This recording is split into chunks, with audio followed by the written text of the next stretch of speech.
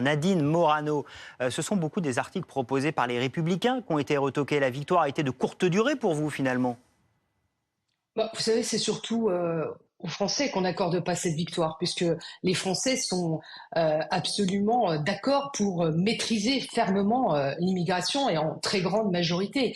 Là, on voit bien que Emmanuel Macron, lorsqu'il dit dans sa dernière allocution qu'il faut le réarmement de la France, c'est le premier à désarmer le pays, et notamment sur la question migratoire. Hier sont tombés les chiffres de l'immigration, c'est encore un record historique, 326 000 titres de séjour et 187 000 demandes d'asile. Emmanuel Macron explose tous les records. Il y a environ 500 000 étrangers. Pardon ? Là, ce sont les propositions des Républicains qui ne sont pas passées. Vous vous y êtes mal pris, au final. Ah non, on s'y est pas mal pris. Moi, je trouve que, si vous voulez, cette décision est proprement scandaleuse, et Laurent Wauquiez a raison de dire, dans l'interview qu'il a donnée ce matin dans Le Parisien, de dire qu'il faut redonner au Parlement le dernier mot.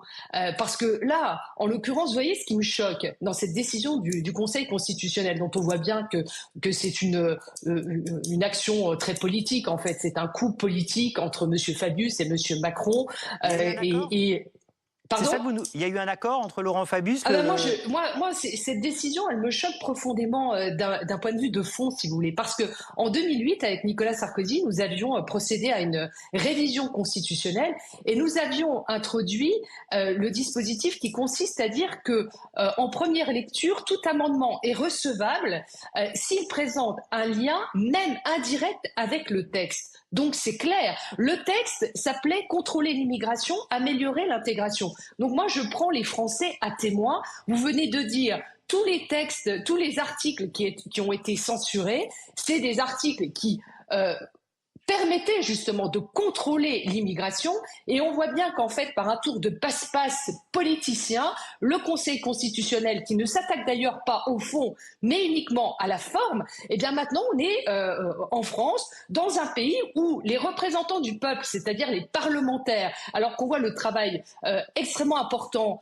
qu'ont fait les sénateurs avec M. Retailleau, qu'ont fait les députés avec M. Marlex et avec Éric Ciotti, tout ce travail qui a été fait de durcissement du texte, qui correspond à un besoin absolument nécessaire, fait que on balaye tout ça d'un revers de main. Donc, tour de passe-passe politique. Question pour vous, Nadine Morano. Quel pouvoir ont encore les représentants du peuple? Dites-le-moi. Entre 23-49-3 et ça, je veux dire, aujourd'hui, à quoi servent les représentants de la nation s'ils ne peuvent plus légiférer? On a compris le tour de passe-passe politique que vous dénoncez. Une question pour vous de Christophe Jacubizine. Oui, simplement, c'est vrai qu'on revient à l'origine du texte, c'est-à-dire une loi plutôt pro-business, notamment avec la possibilité pour les travailleurs étrangers d'être régularisés, de demander la régularisation sans avoir le besoin de demander l'autorisation de leur employeur. Est-ce que vous avez du coup globalement l'impression, Nadine Morano, de vous être fait avoir parce que vous avez voté ce texte, parce que les amendements avaient été retenus par le gouvernement?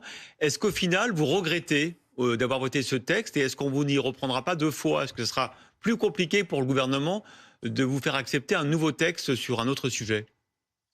D'abord, ce sont les Français qui se sont fait avoir, premièrement, c'est ça qui est profondément choquant.